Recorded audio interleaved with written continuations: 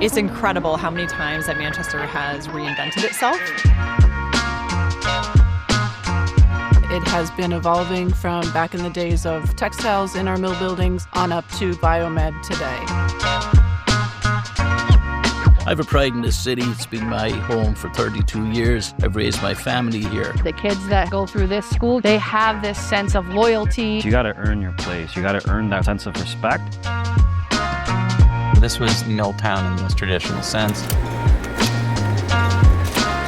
They made the bricks here, we call it Amoskeag brick red. Closing of the mills created a situation where people moved out. Transformation in this city over the last, say, 20 years, certainly in the last 10. The investment that has been put in here by private enterprise, attracting major industries. The city's amazing. Unfortunately, over the years, we have not invested in our school facilities at the same clip.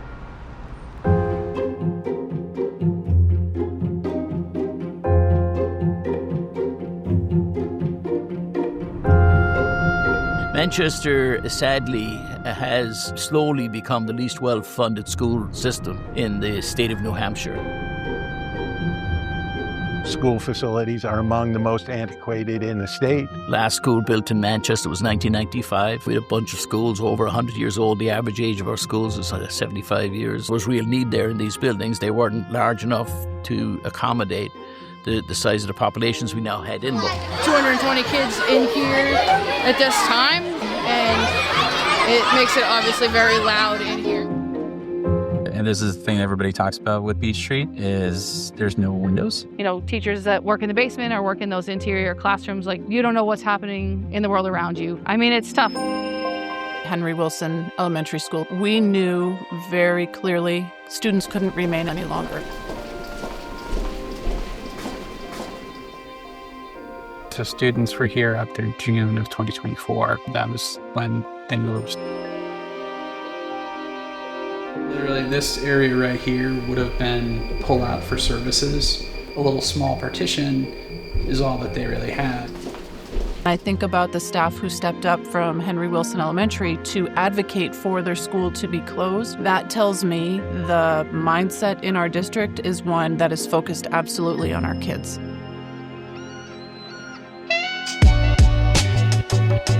Back in 2017, a bunch of local businessmen, educators got together with an interest in learning more about our schools and founded Manchester Proud. When we began, we admitted we didn't know very much about what was going on in the schools, to my shame. So we said, before we do anything, let's go through the most intensive community engagement exercise Manchester has known. Deep canvassing of all 12 wards, more than 400 events, really make what we hoped would be the plan for the future of the schools built from the ground up with real, authentic community participation. We developed a master plan. We now have that plan. For our district, a master plan is our roadmap, a guide for us to use today, but in decades to come. And so the first phase of this plan was to close Henry Wilson School, invested in modular buildings. We bought them because they have a resale value. And now our first step is to build a new Beach Street school and to renovate our 4 middle schools. None of this comes from an increase to taxes. Our team has been very deliberate in maximizing funds that are coming in from the state. We carved out a portion of the additional adequacy that we got and earmarked those monies to go directly to a bond repayment for our Priority 1 projects. Manchester, we are considered the economic engine for the entire state. Technology, business and professional services, also kind of that biomanufacturing. The workforce pipeline is incredibly dependent on education. You're trying to retain or attract talent. Those people have families or they want to build families. If the kids aren't happy in the school system and you don't feel like there's quality education there, as a parent, you're going to leave. In the 19th century, these companies came here because of the river and the use of aquatic power in order to drive machines. Today, the availability of human capital, of talent, is key. People are really looking for where they want to live and finding employment second. Just thinking about Manchester on a competitive level versus other cities, we can't afford not to do this. A healthy, thriving public school system leads to a healthy, thriving community. Our hope is that by giving this investment in, it really does give the message to our students and our staff that we value public education in the city and we really want to see students thrive. I'm generally fiscally conservative in my life. I like to spend money wisely. But the reality is we need facilities that enable and inspire learning. What do students need? We know education has shifted over the years. Learning is not just cognitive, it's experiential. As a life experience for our kids. And what does that look like? We need the ability for students to be able to flex into whole group instruction, but then be able to get to a pull out or pull over space so they can do smaller group work or one-on-one work. Every kid is different, so what they need is different. Classrooms would be built with purpose. Wings for grade levels, really be able to concentrate everything that a kid needs in one area. Getting them out of a classroom, out into green space, that's incredibly important. Having space for our littles to be able to go out and run, play in a safe space. Serendipitous opportunities for learning throughout the day. So there's incredible work being done on career pathways, connecting students to employment opportunities that are here. CTE, career technical education, how do we expose more and more students to that type of learning? Literally hands-on learning. For some students, sticks a lot more than someone at the front of the room speak it or reading it in a book. If a student wants to go into botany or they want to be an engineer, what do they need to do today in the classroom to prepare themselves?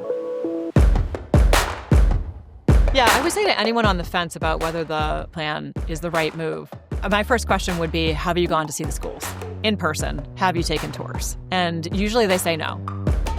If they go and do that action, they will turn around. Change is always scary. This is a big initiative that will take all of us. You become what you invest in. If you want good enough, you can have good enough. If we want excellent for our kids, then we have to rethink what excellent means. We recognize that some of us used to do things with so little, right? And now we're adopting and recognize that there were gaps in that process. Everybody's excited. I want to thank you for joining us as we celebrate another major milestone in our Priority 1 projects. While many think the physical space of a learning environment is not important or as important as the engagement of a lesson, the intrigue of the curriculum, in middle school, the physical space plays just as much as an important role. The investment of $306 million in the infrastructure of our schools is a huge step for any municipality and any city. Thank you for helping us have access to our learning, and thank you to Dr. Camille for having a vision, working so hard with all community members to make this happen.